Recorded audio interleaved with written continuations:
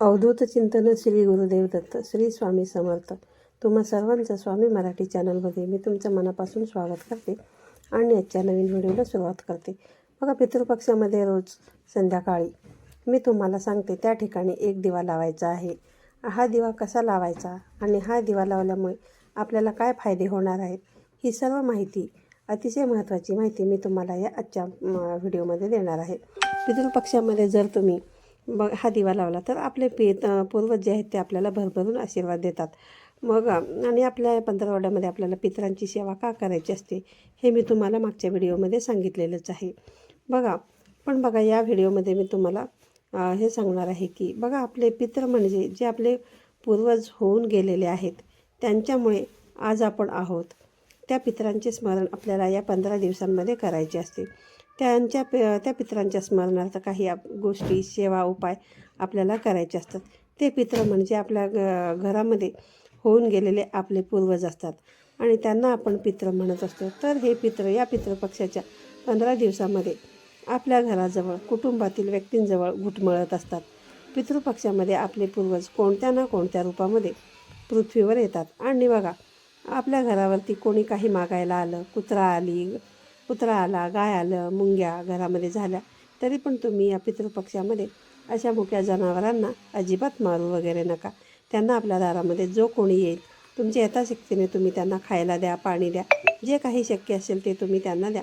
महत्त्वाची गोष्ट म्हणजे पितराच्या श्राद्ध तिथीला तुम्हाला तुमचे जे पितर आहेत त्या तिथीला तुम्हाला श्राद्ध घालायचं आहे. आणि बघा, तुम्हाला श्राद्ध तिथी जर माहीत नसेल तर सर्व पितृ अमावस्येला तुम्हाला सगळ्यांच्याच नावाने घास जो आहे तो घालायचा आहे. पितृदोषापासून मुक्ती मिळवण्यासाठी हे दिवस जे आहेत ना, ते पितृपक्षाचे खूप महत्त्वाचे आहेत. बघा, पितृदोष कसा जातो, ते कसं ओळखायचं, याबद्दलचा एक सेपरेट व्हिडिओ आपल्या चॅनलवरती आहे. अजूनपर्यंत तुम्ही जर पाहिला नसेल तर तुम्ही तो जाऊन नक्कीच पाहू शकता. त्याची लिंक जी आहे मी तुम्हाला डिस्क्रिप्शनमध्ये देते. बघा, या दिवसांमध्ये तुम्हाला अनुभव येतीलच आपल्या घरामध्ये.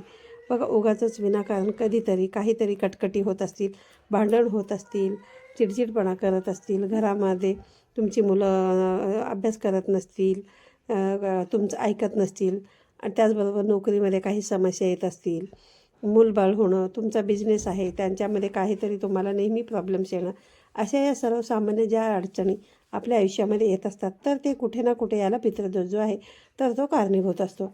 तर आपल्याकडून काही चुका होऊन जातात. आपले पूर्वज आहेत ते, त्यांच्यामुळे आज आपण त्यांना जेव्हा सुख येतं तेव्हा आपण विसरून जातो आणि त्यांच्यामुळे असं झालं. आपल्याला फक्त बघा, आपल्यामध्ये आज नाही येत, त्यांना आपल्याला फक्त काय करायचं असतं, त्यांच्या स्मरणात आपल्याला काही उपाय करायचे असतात. दिवा, अगरबत्ती लावायची असते आणि त्यांची ठराविक जी अमुक तिथी असते त्या तिथीला आपल्याला सेवा करायची असतात. हे असे केल्याने आपले पितृ जे आहेत ते आपल्याला आशीर्वाद देतात आणि त्यांचे आशीर्वाद आपल्याला प्राप्त करून घ्यायचे असतात.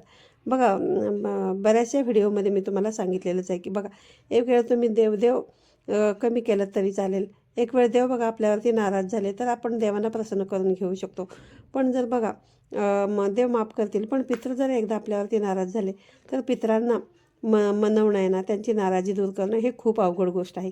आणि पितृदोष जर आपल्याला लागला तर बघा, केलेल्या देवाच्या सेवेचं फळसुद्धा शून्य मिळतं आणि देवांची सेवा आपल्याला कामी येत नाही. कुठल्याही कामामध्ये आपल्याला यश मिळत नाही. मूलबाळ होण्यासाठी प्रॉब्लेम्स येतात, मुलांच्या प्रगतीमध्ये प्रॉब्लेम्स येतात, पैसा येतो पण तो टिकत नाही, अशा खूप अडचणी येतात. मग आपण त्यावेळेस काय करतो, या ज्योतिषाकडे जा, त्या ज्योतिषाकडे जा, ह्याला पत्रिका दाखवा, त्याला पत्रिका दाखवा, ही पूजा करा, ती पूजा करा. अगदी पैसे 20-30 हजार रुपये देऊनसुद्धा आपण पूजा करत असतो. पण जर बघा, तुमचे पित्रच जर नाराज असतील तर या पूजेचा वगैरे तुम्हाला काहीही फायदा होणार नाही, त्या पूजेला काहीही अर्थ राहणार नाही. त्यामुळे तुम्हाला या दिवसांमध्ये काही उपाय करून त्यांचे आशीर्वाद प्राप्त करून घेण्यासाठी आपल्याला अगदी साधे आणि सोपे उपाय करायचे आहेत, जेणेकरून प्रत्येकाच्या डोक्यावरती जो पितृदोष असतो तर तो पितृदोष बघा, प्रत्येक माणसाला ना हा थोडाफार तरी पितृदोष असतोच. ज्या अडचणी आहेत, मग ते माणसं आले म्हणजे बघा, घरामध्ये अडचणी असतात, भांडण असतात वगैरे, कारण सगळ्या माणसाचे स्वभाव बघा कसे वेगवेगळे असतात. पण घरामध्ये असं नको तसं सारखं दिवसाला उठून काहीतरी चालू आहे, याच्यामुळे त्या घराची कधीही प्रगती होत नाही. आणि प्रत्येकाला बघा थोडाफार पितृदोष असतो, हे मी तुम्हाला वारंवार सांगत असते. कोणाला कमी असतो तर कोणाला जास्त असतो. पण आपण हे जर सोपे सोपे उपाय केले ना या पितृपक्षाच्या काळामध्ये, तर त्याचा आपल्याला खूप फायदा होतो. बघा, आपण दिवा लावत असतो, कुठल्याही शुभकामाची सुरुवात आपण दिवा लावून करत असतो. प्रत्येक पूजा जी आहे तर ती दिव्याशिवाय अपूर्ण आहे. ती दिव्याशिवाय दिवा लावल्यावर ती पूर्ण होत असते. त्यामुळे दिवा प्रज्वलित केल्यामुळे त्या घरामध्ये सकारात्मकतेचं वातावरण निर्माण होतं. त्या दिव्याच्या उजेडाने बघा नकारात्मकता जी आहे, अंधार जो आहे, वाईट गोष्टी ज्या आहेत त्या निघून जातात आणि आपल्या आयुष्यामध्ये प्रकाश येत असतो. तर त्यामुळे बघा देवतासुद्धा प्रसन्न होतात आणि पितृसुद्धा प्रसन्न होतात. आजपासूनच तुम्हाला बघा हा पितृपक्ष सुरू होतोय, त्यामुळे या दिवसामध्ये तुम्हाला हा दिवा जो आहे तो लावायचा आहे. पूर्वजांचा आशीर्वाद प्राप्त करून घेण्यासाठी योग्य दिशेला योग्य पद्धतीने हा दिवा लावायचा आहे. हा दिवा तुम्हाला जमल्यास रोज लावा. पितृपक्ष बघा 18 तारखेपासून म्हणजेच आजपासून सुरू होतोय. जवळपास 2 ऑक्टोबरला सर्व पितरी अमावस्या आहे आणि त्या दिवसांपर्यंत तुम्हाला हा दिवा लावायचा आहे. रोज लावला तर अतिशय उत्तम. आणि नाही जमलं तुम्हाला तर बघा जेव्हा आठवेल तेव्हा आणि संध्याकाळीच हा दिवा लावायचा असतो. शक्यतो संध्याकाळी 6 नंतर तुम्ही 7, 8 फार तर 9 वाजेपर्यंत सुद्धा हा दिवा जो आहे तो लावू शकता. स्त्री पुरुष कोणीही हा दिवा लावू शकता, कोणीही उपवास करू हा जो उपाय आहे तो करू शकता. स्त्रियांना जर मासिक धर्म आहे तर घरातल्या पुरुषांनी मुलांनी केलं तरीसुद्धा चालेल. असं काही नाही की हे फक्त महिलांनीच करायचं आहे, कुणीही करू शकतं. त्यानंतर तुम्ही दिवा जो आहे तो कणकेचा घेऊ शकता, धातूचा घेऊ शकता, गव्हाच्या पिठाचा घेऊ शकता. त्यामध्ये तो फक्त कणकेचा ज्यावेळेस तुम्ही बनवाल त्यावेळेस तुम्हाला त्याच्यामध्ये मीठ जे आहे तर ते टाकायचं नाही. स्टीलचा घेऊ शकता, कोणताही दिवा या ठिकाणी तुम्ही लावलात तरी चालेल, पण दिवा नक्की लावा. या दिव्यामध्ये तुम्हाला जमल्यास शक्यतो मोहरीचं तेलच टाकायचं आहे. आणि बघा मोहरीचं तेल नाही आहे तर मग तुम्ही तूप टाकू शकता. गाईच्या तुपाचा दिवा आपण लावू शकतो. एकतर मोहरीचं तेल किंवा मग तूप, आणि मग त्यामध्ये अगदी चिमूटभर काळे तीळ जे आहेत ते टाकायचे आहेत. आणि बघा या दिवसामध्ये पितरांना आपण जे पण काही दान करतो, पितरासंबंधित जे काही उपाय करत असतो त्यामध्ये काळ्या तिळांचा वापर जो आहे तो केला पाहिजे. कारण काळे तीळ टाकून जर आपण दान केलं तर ते पितरांपर्यंत पोहोचतं. जे उपाय आपण काळे तीळ टाकून करतोय तर ते पितरांना लागू पडतात असं म्हटलं जातं. म्हणून या दिवामध्ये अगदी 4 ते 5 दाणे तुम्हाला काळे तीळ जे आहेत तर ते टाकायचे आहेत. आणि दिव्याच्या खाली तुम्हाला बघा आंब्याचं पान, विड्याचं पान किंवा तुम्ही अगदी एखादी वाटी, अक्षता असं काहीतरी तुम्हाला दिव्याखाली ठेवायचं आहे. आणि हा दिवा तुम्हाला तुमच्या घराच्या दक्षिण दिशेला लावायचा आहे. तर हे दक्षिण दिशेला लावायचं आहे. आणि बघा तुमची खिडकी आहे, तुमची गॅलरी आहे, तुमचं कपाट आहे, काहीही असेल थोडीफार तरी जागा असतेच दिवा लावायला. त्यामुळे तुम्ही दक्षिण दिशेलाच दक्षिण भिंतीला जर समजा हे दिवा असेल तर हा दिवा लावायचा आहे. आणि दिव्याची वात जी आहे ती दक्षिणेकडून करायची आहे आणि त्या दक्षिणेकडे करूनच तुम्हाला हा जो दिवा आहे तर तो लावायचा आहे. दिव्यामध्ये मोहरीचं तेल, तूप, थोडेसे काळे तीळ टाकून हा दिवा लावायचा. आणि दिवा लावल्यानंतर तुम्हाला दिव्याला नमस्कार करायचा आहे, पितरांचं स्मरण करायचं आहे आणि त्यांचे आभार मानायचे आहेत. आणि आपलं तोंड जे आहे ते पण तुम्हाला दक्षिणेकडेच करायचं आहे. याबद्दल तुमचं आता क्लिअर झालं. आणि त्यानंतर बघा दिव्याला हळद, कुंकू, अक्षता अर्पण करायचे, दिव्याला नमस्कार करा, पितरांना तुम्ही नमस्कार करा, त्यांचं स्मरण करा. आज आम्ही जे काही आहोत, जेवढी आमची प्रगती आहे ती सर्व तुमच्या आशीर्वादामुळेच आहे. असाच आशीर्वाद तुमचा यापुढे आमच्या डोक्यावर राहू दे. आमच्याकडून काही बघा चूक वगैरे झाली तर आम्हाला क्षमा करा, माफ करा, असं तुम्हाला पितरांना मन भरून तुमच्या मनामध्ये जे काही येईल, अगदी संस्कृतमधून स्तोत्र मंत्रच म्हटलं पाहिजे असं काही नाही. मनापासून तुम्ही तुमच्या भाषेमध्ये पितरांना प्रार्थना करायची आहे. आणि दक्षिण दिशेला तुम्ही रोज या पितृपक्षामध्ये दिवा लावलात तर हा आहे ना खूप दिसायला आणि साधा आणि सोपा उपाय आहे. याला जास्त वेळ पण लागणार नाही तुम्हाला, पण याचे प्रभाव जे आहेत ना ते खूप चांगले आहेत. बघा वाईट वेळ आली ना मग आपल्याला काय होतं की देवदेव आठवतात, उपाय तापाय पूजा पाठ करत आपण फिरत असतो. मग पण अशा चुकांना बघा ज्या गोष्टी आहेत, दिवा वगैरे लावणं, या सोप्या सोप्या गोष्टी याचा आपल्याला कंटाळ न करता लावायचे आहेत. आपला विश्वास होत नाही पण तुम्ही हा उपाय करून बघा, 100% त्याचा जो परिणाम आहे तो तुम्हाला दिसायला लागेल. बघा पहिला सुरुवातीला तुम्हाला चांगले अनुभव जे आहेत ते यायला लागतील, त्यानंतर चांगले दिवस तुम्हाला यायला लागतील. दक्षिण दिशेला तर दिवा लावायचाच आहे. या व्यतिरिक्त बघा तुम्हाला उत्तर किंवा पूर्व दिशेचा कोपरा म्हणजे शक्यतो तिथे ईशान्य दिशेचा कोपरा येत असतो. तर ईशान्य कोपऱ्यामध्ये सुद्धा बऱ्याच जणांना तिथे देवघर असतं. तर ईशान्य कोपऱ्यात सुद्धा तुम्ही गाईच्या तुपाचा दिवा लावला तर देवांचे सुद्धा भरभरून आशीर्वाद मिळतात. घरातल्या आर्थिक समस्यांपासून आपल्याला मुक्त होण्यासाठी मदत होते. यासोबतच आपले पितरसुद्धा आपल्यावरती प्रसन्न होतात आणि आपल्या सगळ्या मनोकामना पूर्ण होतात. दक्षिणेला तर हा दिवा लावायचाच आहे. अजून जर तुम्हाला वेळ असेल तर तुम्ही या गोष्टी करू शकतात.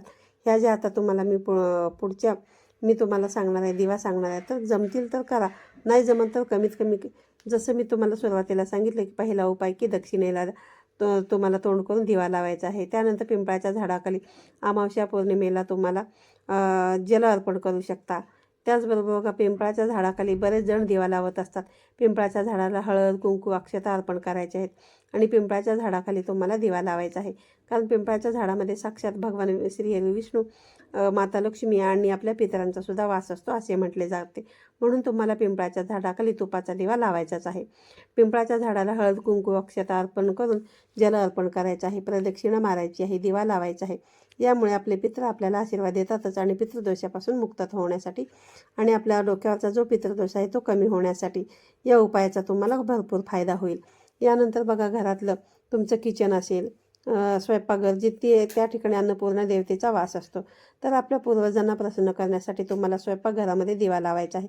तुम्ही अगदी ओट्यावर लावला, गॅसजवळ, तरी सुद्धा चालेल.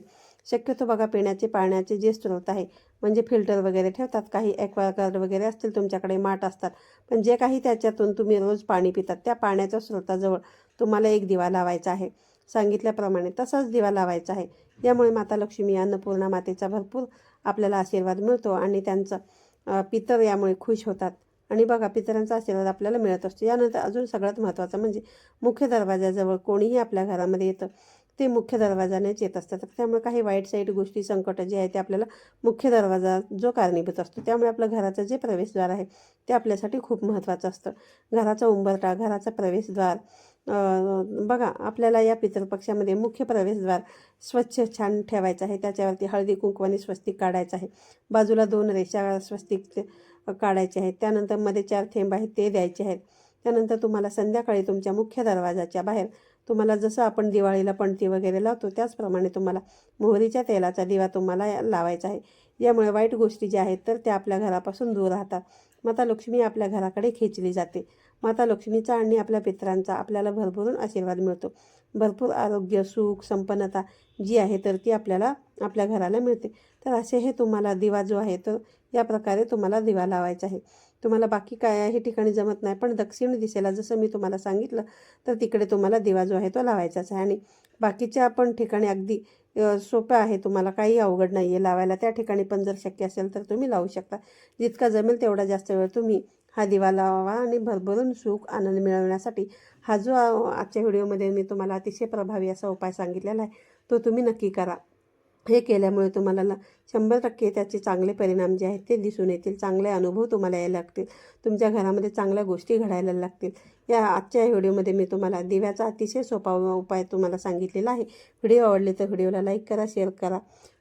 पुन्हा भेटूया अशाच एका नवीन आणि माहितीपूर्ण व्हिडिओमध्ये. तोपर्यंत सर्वांना श्री स्वामी समर्थ.